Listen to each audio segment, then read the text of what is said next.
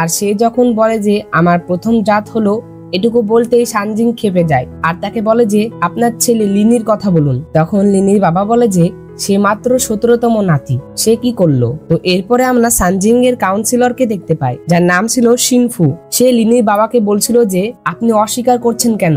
2 মাস আগে পেইজিয়ান এবং অন্যরা লিনিকে তথাকথিত বিদ্রোহ বিরোধীর কমান্ডার বানিয়েছিলেন।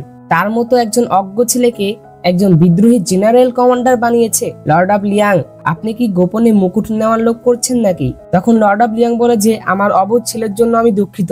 আমি সত্যি জানি না যে লিনি এখন কোথায় আছে, প্লিজ আমাকে ক্ষমা করে দেন। আর আমি সত্যি এটা সম্পর্কে জানতাম না যে সে এমন ভয়ঙ্কর কাজ করতে পারে। তখন সানজিং লর্ড অফ লিয়াংকে জিজ্ঞাসা করে যে আপনি আপনার ছেলে সম্পর্কে আমাদের সবকিছু বলুন। ছোটকাল থেকে সে কি পছন্দ করে আর করে না তার সকল কিছু আমাকে খুলে বলুন। তখন লর্ড অফ লিয়াং বলে যে আমার এই ছেলেটি আসলে অভিশপ্ত সন্তান। সে জন্মের পর থেকেই সে তার মায়ের মৃত্যুর জন্য দায়ী ছিল।